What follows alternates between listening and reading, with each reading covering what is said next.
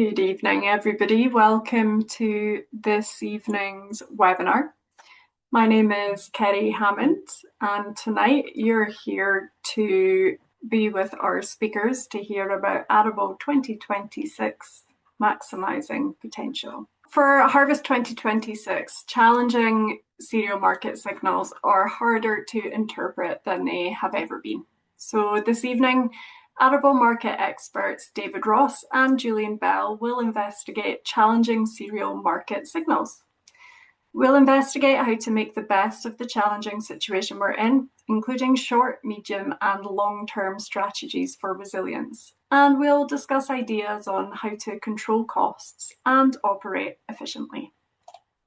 First up will be Julian Bell, who is going to talk about grain market updates and selling strategies, followed by David Ross, who will be looking at how to maximise our potential and look at those short, medium and longer term strategies. Thank you, Kerry, and good evening, everyone. Good to be able to speak to you tonight. I've had a rather busy little time recently because I had everything prepared.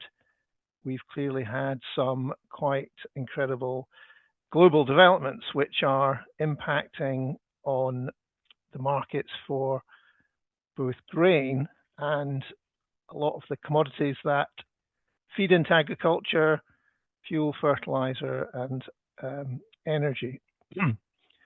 So, as an overview, I'll start with the global situation.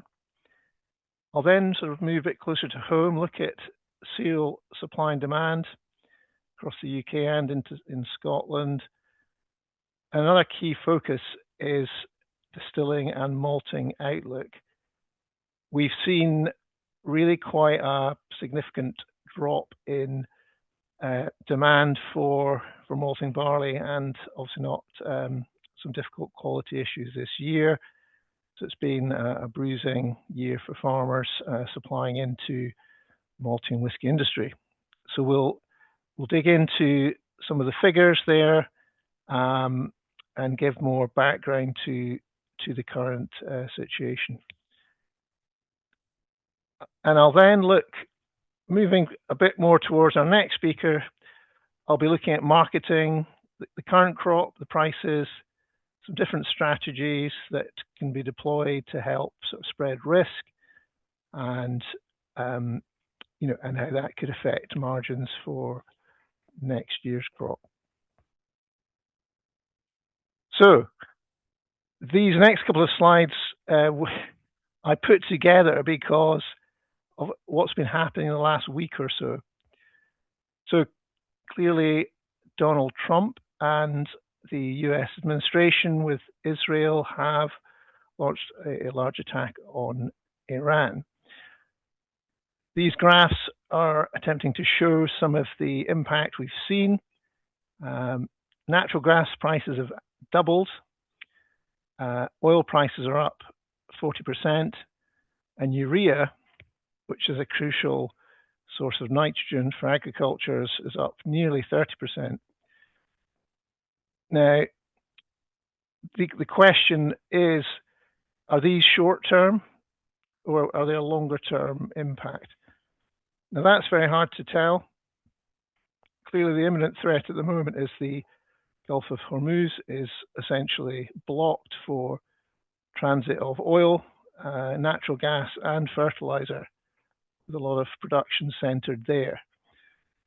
So, any extended blockage there will clearly affect these markets, and the impact is quite hard to quantify. Now, of course, if things are resolved, then perhaps these will be spikes, but I don't think anyone can tell you about the timing at the moment.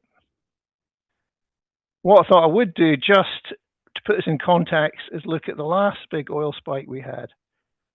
This doesn't really say what's going to happen next, but it just gives a bit of a flavors to the sort of timing of these things. So yeah, if we look at what was the last big price spike, which was the Ukraine war, these are averages, and And after the launch of the war, we saw a rapid, over several months, price spike in the price of oil. Now, we don't know where that peak's going to be. So the blue line is this year's war in Iran. Already, as we said, we've seen that 40% price spike already.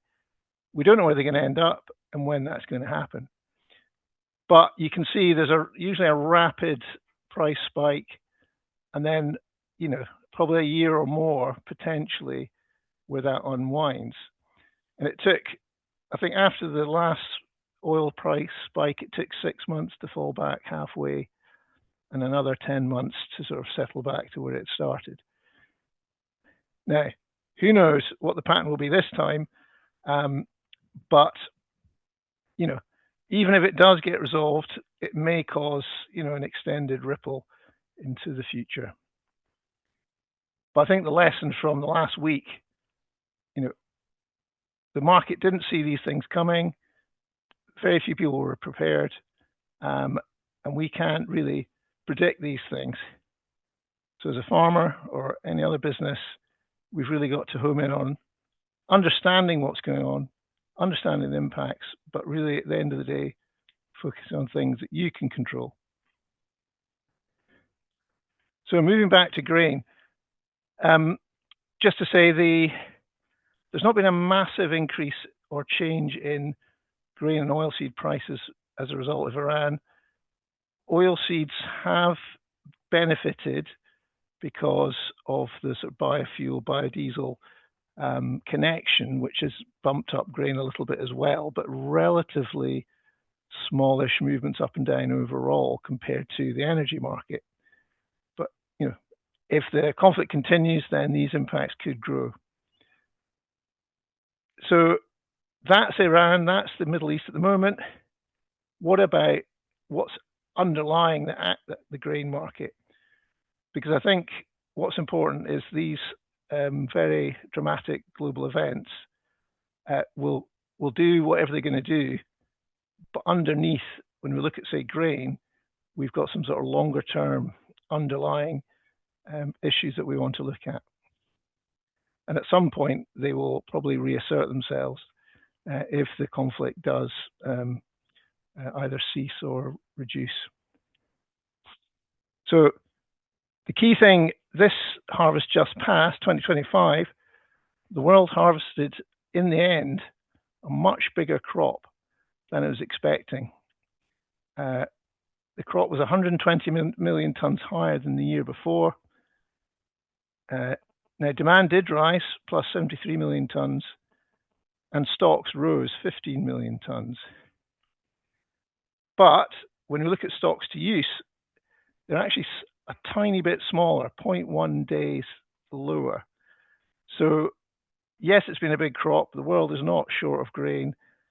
Big harvests in many of the big producers, particularly America, big maize crop there. The world had more than it was expecting. Demand hasn't kept up. Stocks have risen.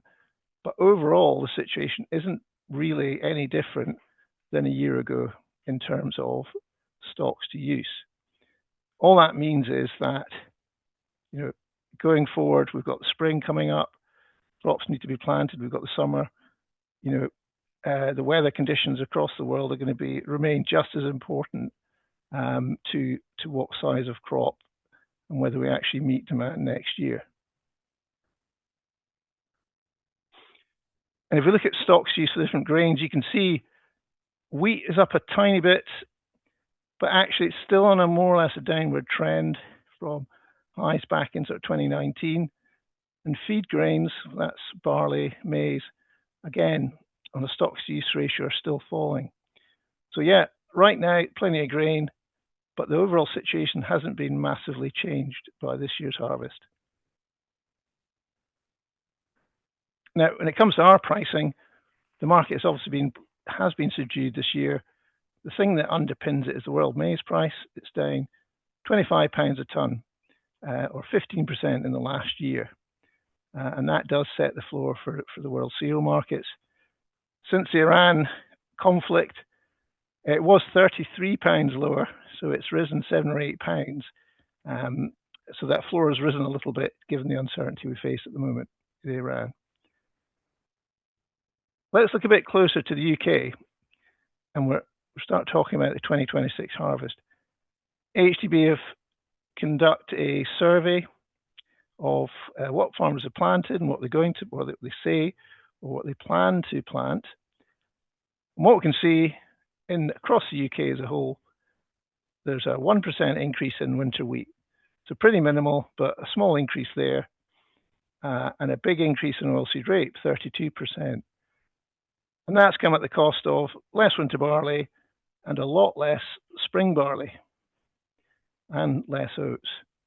So that's 105,000 hectares less of spring barley that farmers are expecting to plant, 15% less. So when we look at supply and demand of barley next or coming harvest in the UK, definitely a lot tighter availability, whether it's feed or malting. We move to Scotland. There's actually a bit more wheat and a bit more winter barley and oilseed rape. So you can see 5% more wheat, 14% more winter barley, and a 27% increase in oilseed rape. And that's come at the expense of spring barley, down 10%, or 25,000 hectares. So that will come on to how that might play into supply and demand here for malting barley.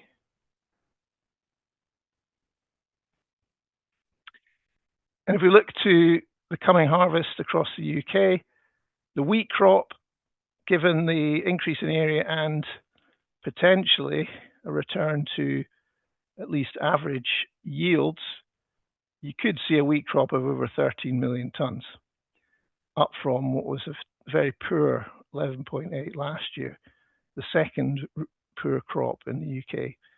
So that partial recovery in the wheat crop, if it happens, obviously dependent on a decent summer and all the rest of it, where's that going to leave us?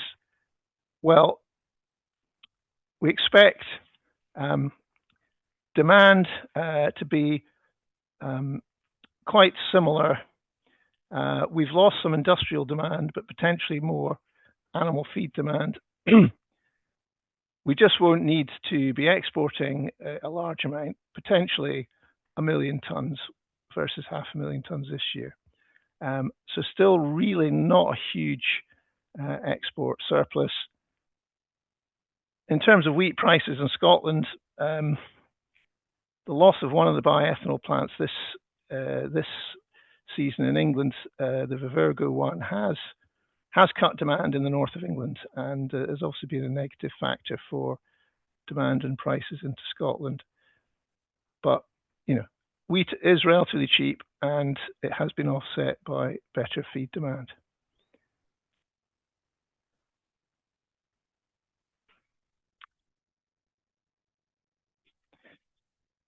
So moving into Scotland itself, a huge area for demand is wheat distilling, and these are the monthly figures for distilling use in Scotland.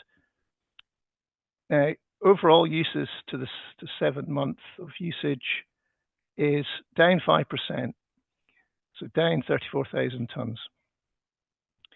Now you'll see in a minute that although that is obviously less, it's not nearly as sharp a fall as we've seen in malting barley. And if you look lower down, you'll see these prices. These are the premiums that wheat in Scotland is compared to the English market. Now, if Scotland's quite tight for wheat, we're having to bring it in on trucks from England. Scotland will be at a premium, and that's quite often £10, £12 a tonne. This year, it's dropped. We're actually cheaper. Wheat has been cheaper in Scotland than England. Now, it's partly because of the big wheat crop, and also a bit of weaker demand for distilling. If we look slightly further afield, the main alternative to UK wheat is maize, French maize, and if you look at the very bottom table, you'll see the discount that using UK, or mostly Scottish wheat, would be to importing that maize from France. And actually, it's Scottish wheat is very competitive. Okay, yep, our wheat, we've lost that premium in England, but we are now very competitive, which means there's a very strong incentive to use Scottish wheat. Okay, the price is perhaps weaker, but it does give some assurance that we can compete with imports at the current prices.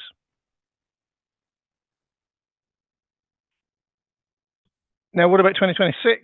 Well, certainly from the crop point of view, possibly quite similar. The area's up, 113,000 hectares is expected. So an extra 5,000 hectares. We had exceptional yields in 2025, so if you take the sort of 5-year average, it would put us actually quite similar, just over 1 million tons. And yeah, so again, we're probably in a quite similar position, relatively large wheat crop, and we will be dependent on maintaining that demand for distilling. Now, the big story really, I suppose, for Scotland is that what's happened to malting barley demand. Now, this is actually, these are UK figures. So use for the first 7 months is down 19%. That's almost 200,000 tons. So that's a huge drop in the first 7 months of this year. Now, there are a lot of reasons for this. Obviously, this relates to both distilling for whiskey as well as brewing. There's declining alcohol consumption in a lot of Western countries for health reasons, and the younger people tending not to drink the same. Exports of whiskey have been quite a bit slower, or certainly demand for exports has kind of plateaued, which has again reduced the demand for malting barley. And that, as we saw this year, there was a reasonable supply in terms of quantity of barley. Obviously, the quality was not always there, but demand has been relatively weak this year for malting barley. In Scotland,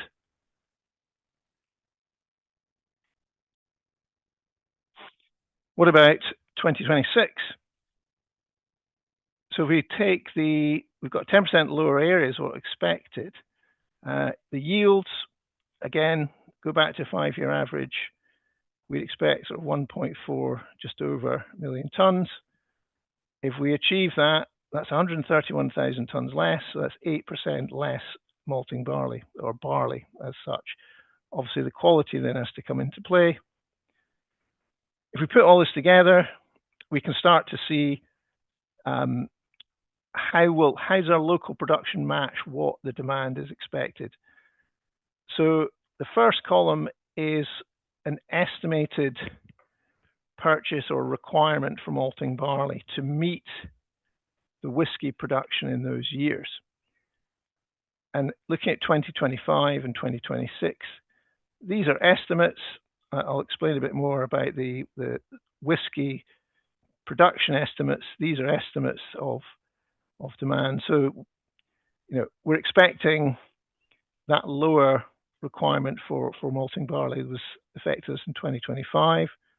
We're also expecting that in 2026. And if you look at the spring area, at the crop size, 1.566 this year. As I said, maybe 1.435 next year. If we have a share of those are malting varieties, we end up with 1.128 million tons this year, 2025, and just over 1 million tons in 2026. And those percentages, the Scottish malting is a share of estimated malting barley purchases. You can see that that level of demand means a drop in the amount of barley of the crop that's needed for malting. And once that proportion drops, you tend to see lower premiums, which I think is what we saw. So 73% potentially of the barley was needed for malting. We saw lower premiums at harvest. of under £30 when it was averaged out. Tightening a little bit in maybe in 2026, but again, relatively well supplied market.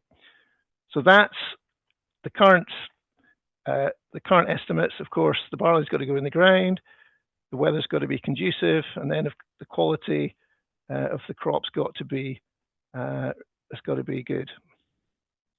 So yeah, very early days, but just tending to indicate the market could be reasonably well supplied at the moment.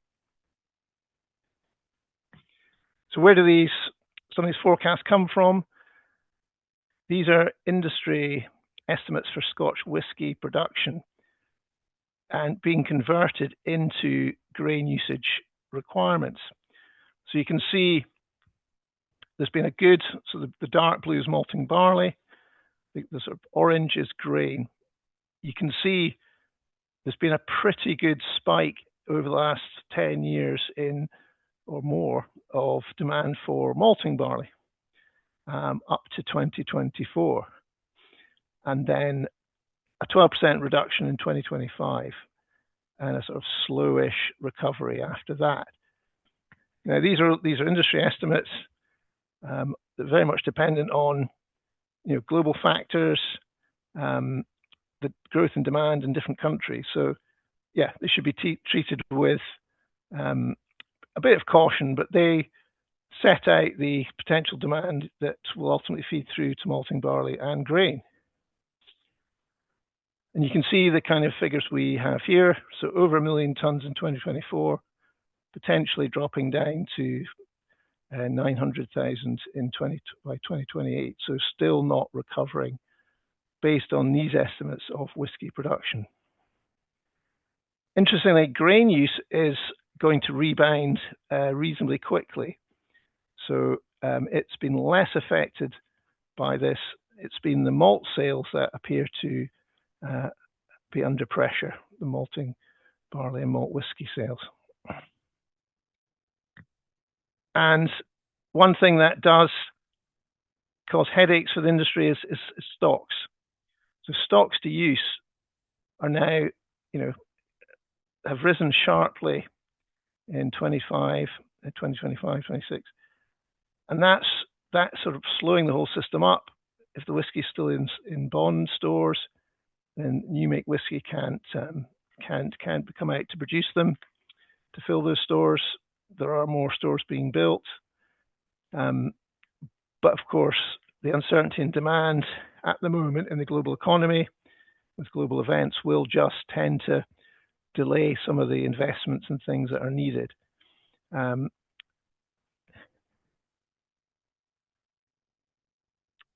if we look at the latest export figures, there have been quite a few headwinds affecting whisky sales.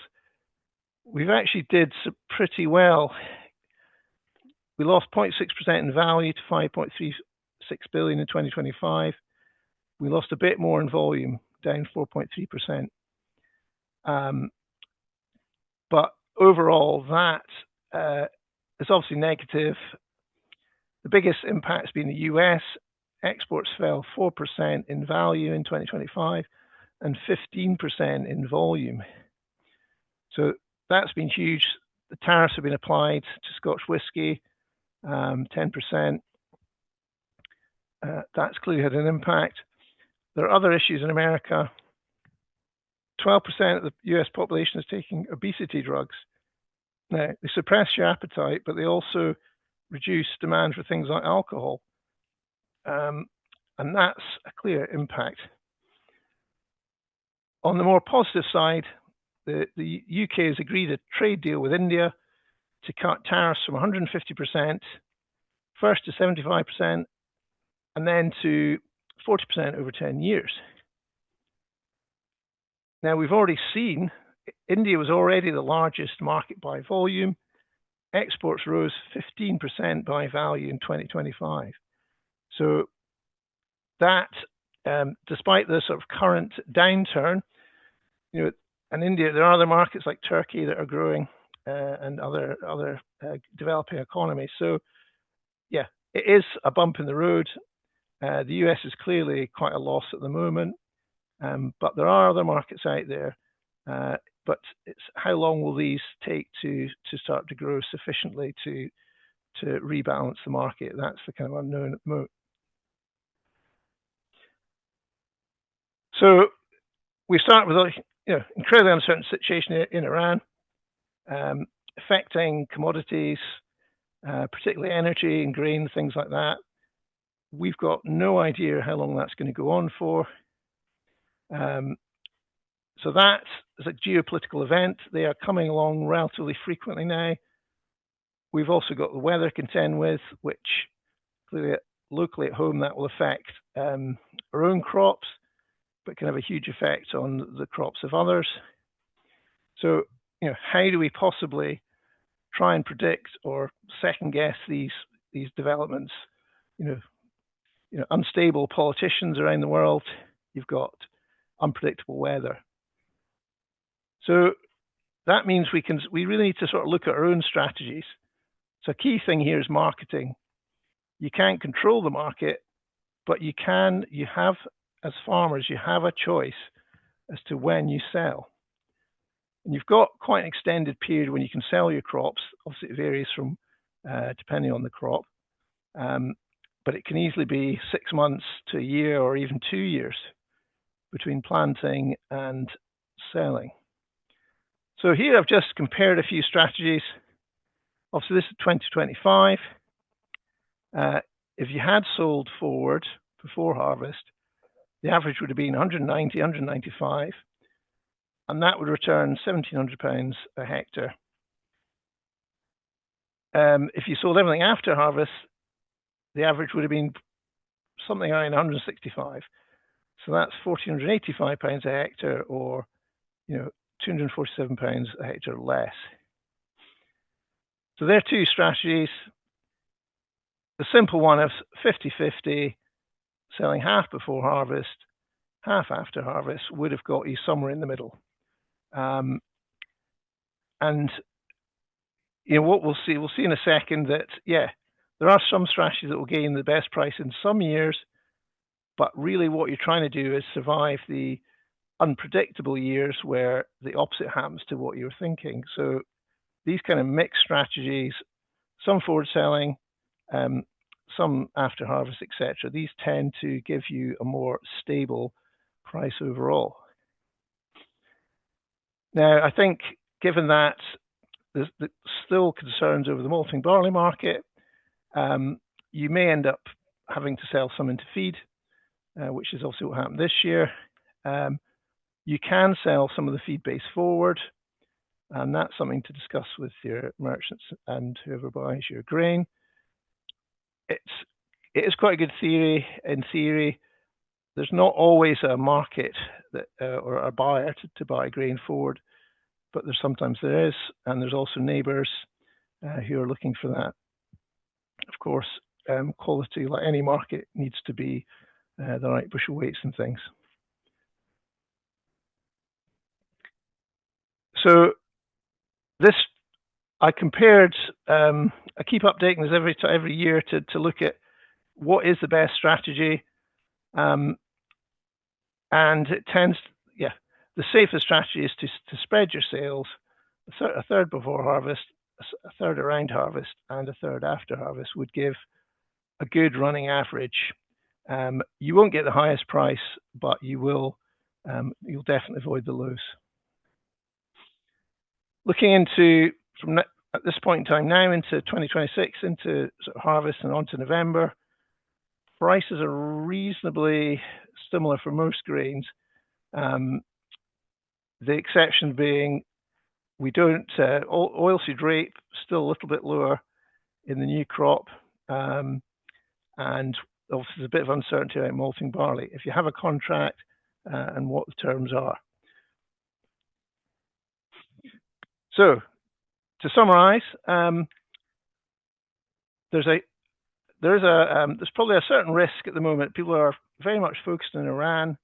The implications, they could be, well, they are already large, but they could be enormous. But it really does depend on how long it lasts. If a solution can be found, or a resolution, in the next few weeks, There may be some lasting damage, but 1 or 2 months down the road, things may settle down. Obviously, we don't know how long it's going to last. But what I'd just caution is not to sort of overlook what's happening underneath. It will ultimately come back for grain to, what's the weather like in the next few months? What do the Americans plant? What's the spring weather? What are we able to plant? What are our conditions in the spring? What are conditions around the world over the summer? It will come back to that. It might be a month, might be 2 months, 3 months, but it will come back to the traditional things that do drive the grain market. If we look at our own situation, a better, generally more winter crops going in, not a massive increase. We're still not going to have a bumper crop next year. There's a few possible opportunities there. Much less feed barley is going to be in the ground. We're likely to, demand for wheat is going to be quite good, probably for feed. We won't have a huge amount for export, so that's reasonably supportive of prices. We don't need to slug it out on the world market to a huge extent. Now, moving much closer to home, distilling malting barley, it is looking like those markets could be weaker for perhaps longer than we've seen in the past. We do need that global demand to pick up. India is showing a lot of promise. It is potentially going to overtake America in terms of value, certainly by volume. At this point, it's some good long-term benefits. The question is, how long will it take? The next year or so, it's something to watch closely. Is the whiskey industry recovering? Is it going to be weaker for a while longer? That could definitely impact on what your plans might be. And yeah, we've already seen that farmers have switched into wheat, especially in Scotland. Yes, potentially malting barley has been a good crop, but we know that wheat is generally more saleable, more storable. It's perhaps, it's a safer bet in some ways at the current time. And I think finally, it's vital to understand what's out in the marketplace, what could happen based on global events, what is happening, but you can't really influence them in the end. So yeah, it's really about realizing the market is going to move in unpredictable ways, trying to spread your sales in different sales times and sales methods. A crucial thing is knowing what your production costs are, which David will come into. And really, that sort of strategy can reduce risks and keep you out of the most damaging sort of price troughs that are out there. So I'll really pass on to David now to look at some of the cropping choices that you might want to be making. Perfect. Right, welcome everybody. Thanks, Julian, for giving us a good insight into the kind of interesting market factors that are influencing things at the moment. It's certainly been an interesting few days. Futures have taken a bit of a spike today, which is good to see, but it looks like they might fall off again. It just depends how things progress. So I'm going to speak a little bit about cost of production and just how perhaps this year we can try and make the best of what we've got. So I'm going to run through some data that come from AHDB. So this is information or data that's come from Farm Bench. So this is actual data that has been gathered on farm through for Scotland through AHDB's Farm Bench. And thanks to Julie and AHDB for allowing me to use this information. So what I'm going to do is just take a look back through the last 3 years to give us a little bit of context as to where we're at now. So the top of the graph here is looking at the the cost of production in pounds per hectare, and the bottom of the graph is looking at a net margin for the three main crops: winter wheat, spring malt and barley, and oilseed rape. Now, you can see over the last 3 years that things have been pretty volatile. Cost of production has actually dropped a bit from the highs in 2023 on the back of the high fertilizer prices. The costs have come down and maybe stabilised slightly over the last couple of years. It'll be interesting to see on the back of what fertilizer prices is doing now, what 26 and potentially 27 looks like as we go along. So you can see wheat there, the cost of production dropped a bit, but margin increased well over that on the back of some better prices and potentially selling forward. You can see the malt and barley costs have reduced a bit, but margin has reduced significantly to minus £53 a hectare. And this is looking at the middle 50% of farms. So it's split in, the data is split into three categories, split into the top 25%, the middle 50%, and then the bottom 25. So this is looking at the middle 50. And then oilseed rape last year was definitely one of the crops that did really well, enjoyed the good summer, the sun in its back, and produced some really high yields and a decent price as well. So gave a good net margin for the 2025 harvest. So just to go into a bit more detail about harvest 2025, this is what a report sort of looks like from the Farm Bench programme. So, like I said, all the costs, all the details is broken down into top 25, middle 50, bottom 25. And here we've got spring barley, malting, and we've got winter barley as well. So this is crops that were grown for malting. They might not have been sold for malting, but they were grown for malting. So I'll just run through some of the highlights that there is within these figures. So you'll see the difference within the groups there, or the groupings for yield. So they've got half a ton of difference between those in the top 25 and those in the bottom 25. And I should say this is ranked by net margin. So it's all down to the net margin per hectare that this counts for. You'll see the price there varying from 176 to 157. So part of that will be some forward sold crop, and some of that might be due to quality issues that there's the difference in that price. When you see all the other information, how much nitrogen it's had as well. And then if you look at the cost of production per hectare, you'll see it varies from £920 per hectare in the top 25% down to 1,219 in the bottom 25%. So if you look at that at a cost of production per tonne, that varies from £125 to £179 a hectare. So a fair variation within that. And if you look at the price, you'll see that the bottom 25 are losing money on that. And there's just a bit of margin between the other two. If we look at winter barley, now I appreciate it's a crop that is not always the most profitable on the farm, but allows us to do other things within the rotation, allows us to make the most of our rotation and timings.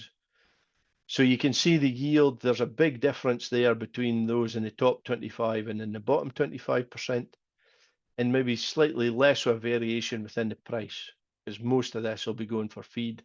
There may be some people in here that's growing that for malting. And then if you look at the cost of production, it varies from £1,120 a hectare in the top 25%, down to 1,399 in the bottom 25%. So again, a cost of production somewhere between £116 a tonne and £182 a tonne.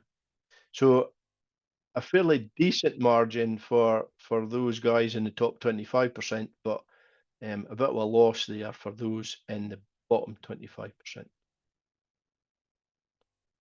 And if we look at so we've got winter wheat and winter oilseed rape on the same sort of basis. Last year, some exceptional yields of wheat.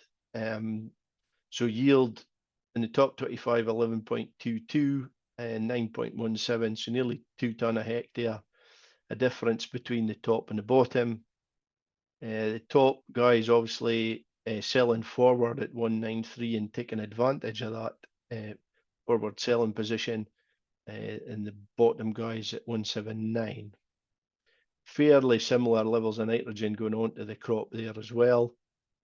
So you'll see the cost of production varying between £1,256 and £1,472 a hectare. And per tonne, that's 112 to 160. So a bit of variation within that too.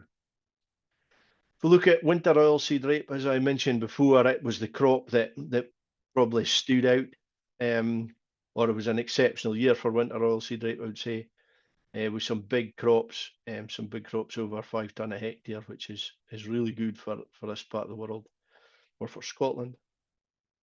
And you can see the prices there round about the 400 to £430 a tonne, depending on when things were sold.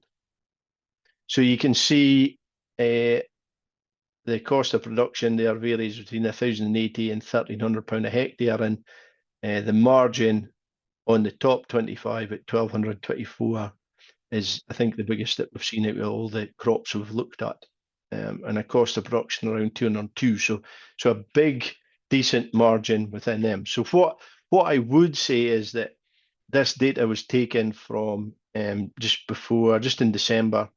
So as more data is added to the Farm Bench system, these figures will change, but it gives you a bit of an indication, and it's an excellent way of breaking down information for you to easily sort of digest into how your business is performing. So what about the year ahead? If we look at winter wheat, what I have done here is I have taken the middle 50% and added it or put it in to give us an idea of what it looks like. So you'll see the yield, as I mentioned, is 10.31.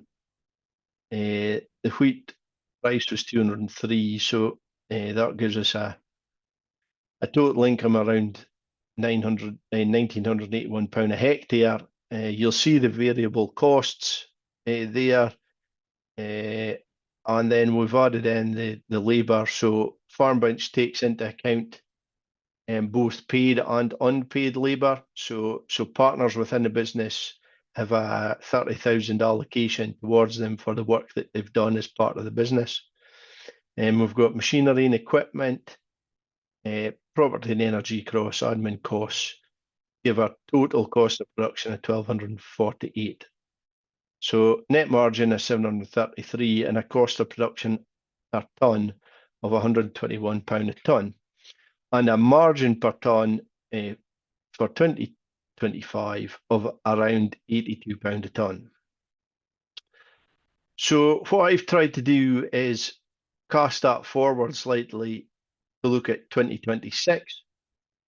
So I've taken the same information and manipulated it slightly. So if we look at the Farm Bench 5-year average for yield, it's actually slightly less at 9.5 tonne the hectare. And if you take a price of £175 a tonne, which was my estimate before the slight rally this week, that gives us a total income of about £1,783 a hectare. And then what I've done is I've gone through the variable costs and I've added a proportion, a percentage to them all based on what I think the market has done between 2025 and 2026. Excuse me. So seed, very little change from what I can see for winter wheat. Fertilizer is up about 8%, but that is very dependent on when people bought fertilizer. If it's in the last few weeks, or if it's not been all purchased yet, that could be up quite a bit. Crop protection, actually last year some of the cost of crop protection went down, but we're expecting to see a change around about 5%, a 5% increase in that for us next year. Other bits and pieces hasn't really changed, so it gives an overall variable cost increase of about 5.5%. Now, if you then look at the overheads, if you look at labour, the changes to the national insurance alone puts about 8.5% onto the price of labour. So I've added that.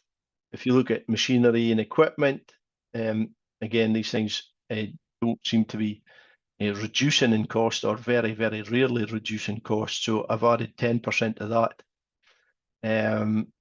Property and energy costs, again, I've added 5% of that.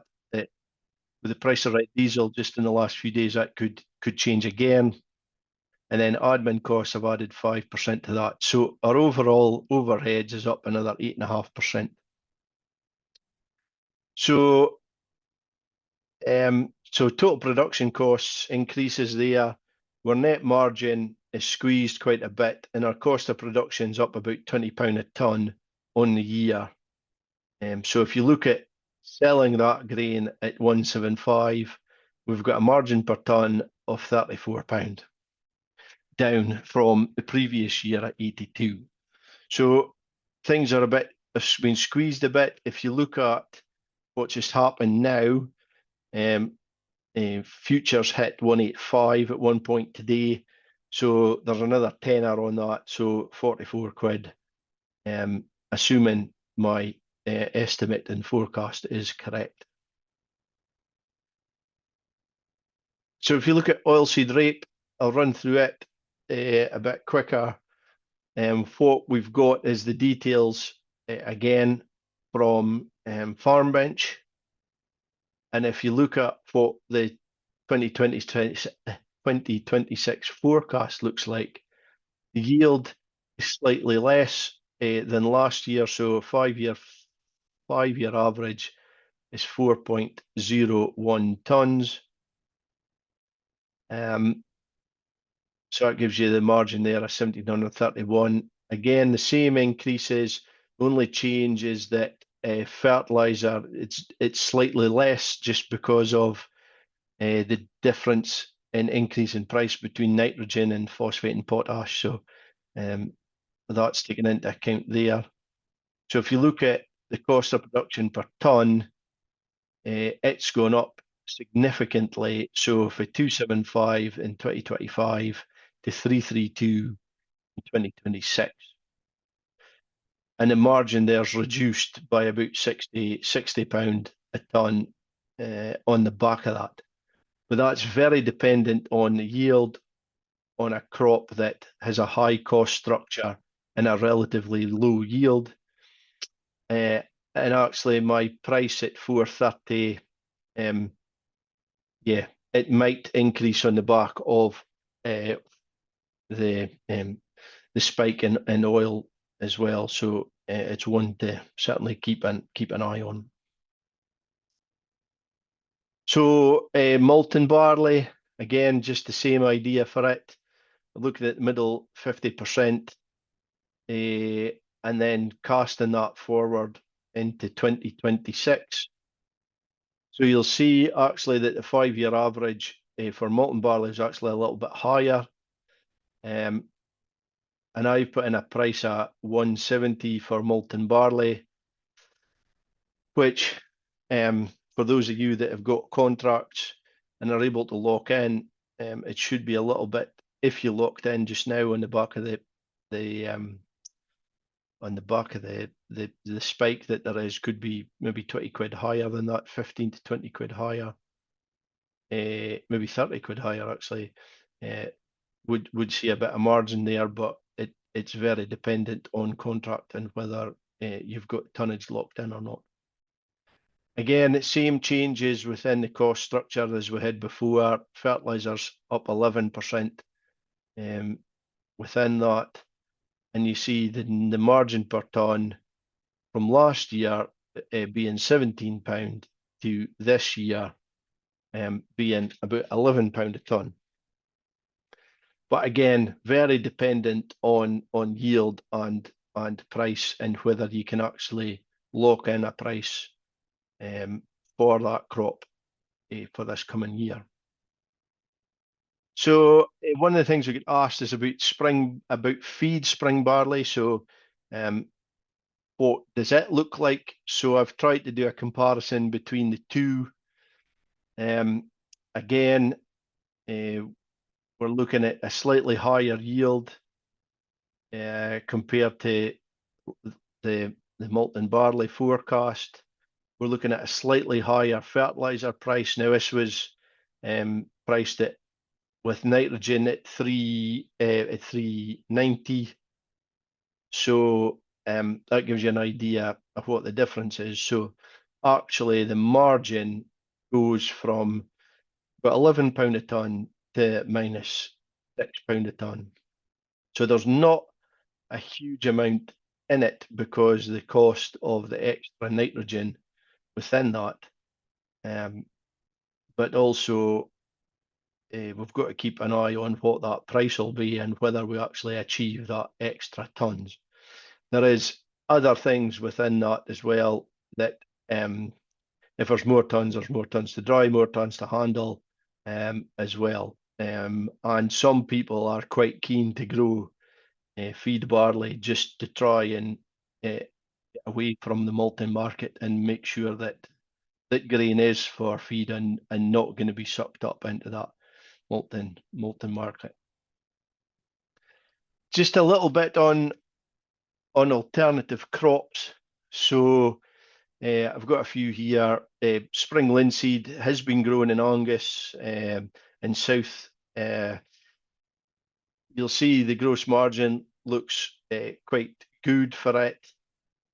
It's an okay crop to grow, can be a little bit tricky, but it is quite trying to get enough grain to be able to market it is interesting, or is tricky to get a lorry load away.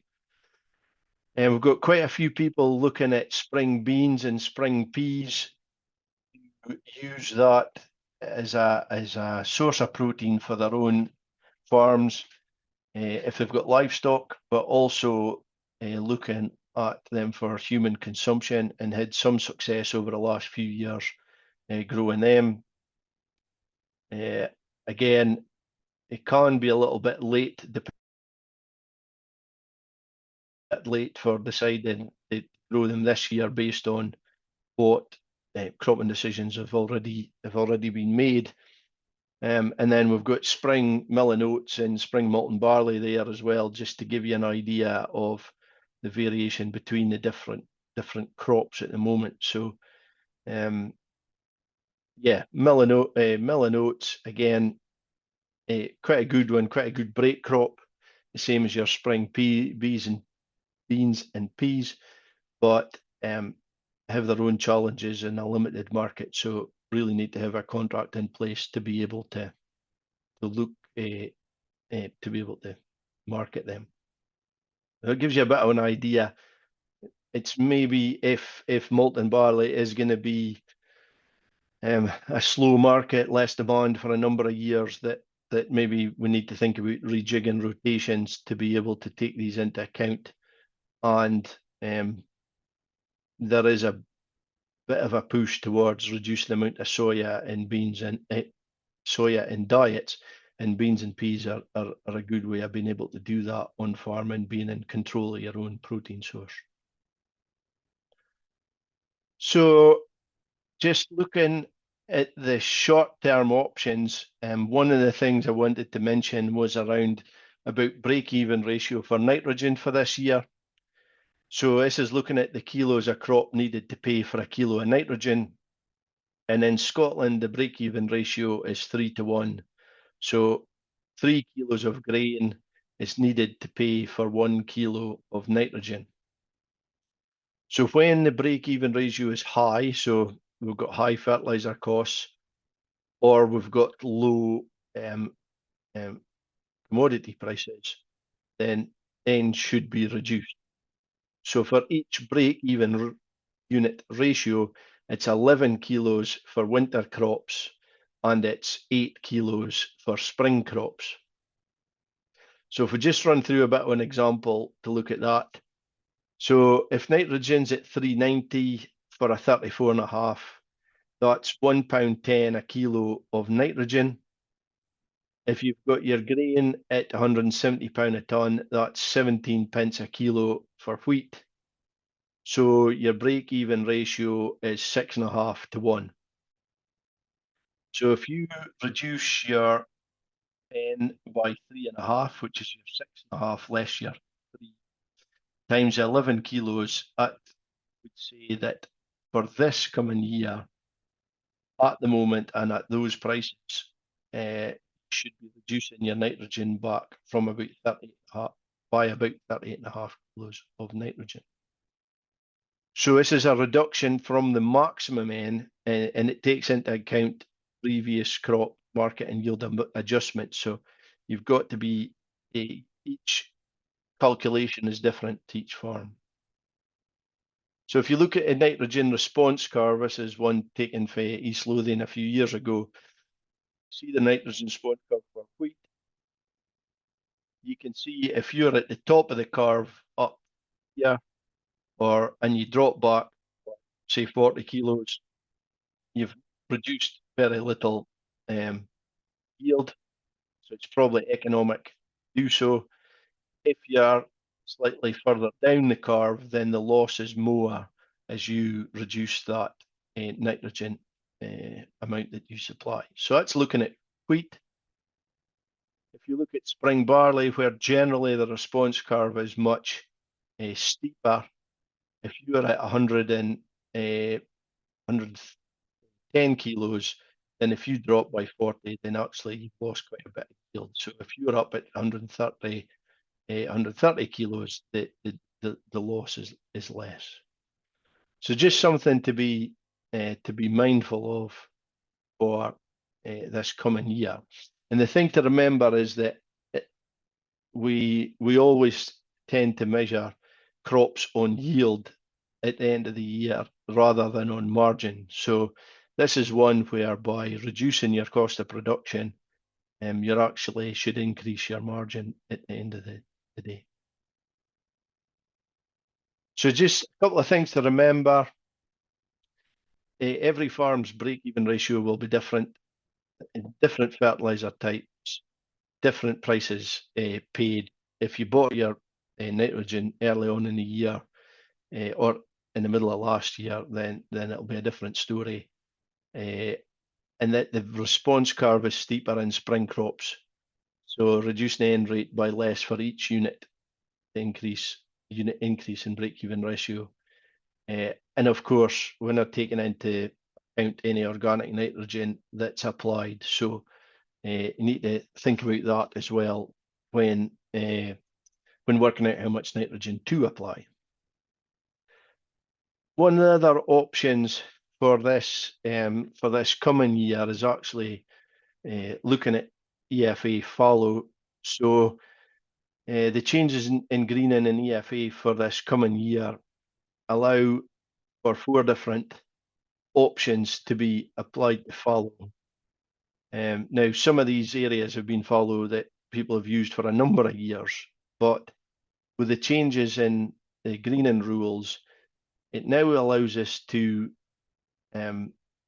sow into fallow what could be described as a sort of green manure and wildflower mix or soil conditioning crop that gave the soil a boost and then allowed us to take that field, use it for EFA, not put a spring crop in, carry it through the summer, and then put in a winter crop at the end of the year. And if there's any fields that people are perhaps not 100% happy with, or have been poorly performing for a number of years, then this probably gives us an opportunity to use this option, to use it for EFA, and also give us a kind of green manure cover through the summer, and allow us to get an early entry for wheat for next year. So it's something that we are using in a few farms to cover our EFA and get away from growing spring barley a little bit. There is some really interesting work going on at the moment, looking at the benefits of green manures, both on a soil health basis and on the benefit to the following crop and yield and nutrient carryover into the next crop. And they do look as though they have a kind of multifaceted benefit to the next crop, which is really interesting. Certainly seems to be making soils a lot better over a relatively short period of time. The next thing I just wanted to speak about was really looking at cost structure. If I take the 2026 projected figures that we've got there and cast them, just graph them out to show the percentages. So this is on a per hectare basis. Sorry, it's not percentages. This is the actual cost per ton of crop or for fixed costs, variable costs, and then the blue bit in the top is the net margin. So the green bit in the bottom is a fixed cost. The other green bit in the middle is the variable costs, and the blue bit on the top is the margin. So you can see from there that these crops, it is actually the fixed costs that are making up about somewhere in the region, but depending on the crop, between 55–56% of the cost of production. And as farmers and agronomists, we spend a lot of time on the variable costs, on looking at the fertilizer, getting the nutrition right, getting the chemistry right to grow that crop. But actually, there is an underlying sort of elephant in the room round about the fixed costs and trying to get them right to make our arable production systems in a better place. And if we are going to be in a sort of lower demand position, lower costs, or lower market pricing for our commodity crops in the next few years, is it time to tackle these fixed costs and try and see if we can make them a bit better or improve them? So if we look at kind of medium to long term options, one of the questions that I'd like to pose and for folk to think about is just think about how much money we've got tied up in machinery. We all like shiny kit. We all like to have a new tractor and a new machine on farm. But what's it actually costing us as far as crop production and the costs of growing that crop? So this is some information taken from the last Farm Business Survey. This is looking at the upper 25% of farms based on farm business income as a percentage of output. And if you look at depreciation per hectare, you can see there is a bit of variation within them, but between 311 and 400, or 310 and 416 pound a hectare is being spent, in inverted commas, on depreciation for growing that crop. So the total depreciation is there. each of the bonds. And if you look at the amount of capital that is tied up in machinery, if you assume an 18% average depreciation rate on the machinery, then that is the sort of the sort of levels of capital that is tied up in bits of kit, one way or another. And I'm not sure if anybody's done it, but if you take a bit of time and just scratch out in the back of a fag packet how much money you've got invested in kit, it's really quite scary. And at the moment, are we actually getting a good return on investment on that machinery? Are we able to make a profit from it? And I know there's lots of other reasons for owning machinery, and there's a lot of taxation reasons and other reasons for having it as well. But with the cost of kit ever increasing, are we actually getting a ROI on a return on investment on that money? So just a few things about trying to tackle it. Trying to tackle them. It might be worth thinking about a machinery review, just seeing if there is a way that can cut bits of kit out. Machinery sharing, it comes and goes in fashion, I would say, a little bit, but there is really some really good examples of people sharing bits of kit, big expensive pieces of machinery that can be used to get the most out of the bit of kit, but also to reduce on-farm costs. And that can be linked with share farming, so looking at sharing gross margins or other parts of the business, or looking at sharing costs and income to make the machinery sharing agreements work better. And of course, there's always contractors. If you're using contractors for some of your main parts of production this year, then it's quite easy to switch them off, not sow a crop, lose that fixed cost, and actually or potentially be better off for this coming year as well. So that is a potential, but not for everybody. So just my sort of summary slide is really to think about knowing your numbers with the volatility that we're seeing at the moment, getting an idea of what your cost of production is and how that sits with current market conditions. Being able to lock into a margin when you can is really important. If it puts you in a very strong position to be able to run an efficient and profitable business. Another thing is just take control of the controllable. So we can't do anything about what's happening in the Middle East, what's going to happen with markets, trying to get people to drink more whiskey or drink more alcohol. We have to try and control the things that's under our control. So looking at fixed costs, looking at machinery, looking at how we get better return on investment on what we're doing is going to be really important going forward for a profitable and successful arable business.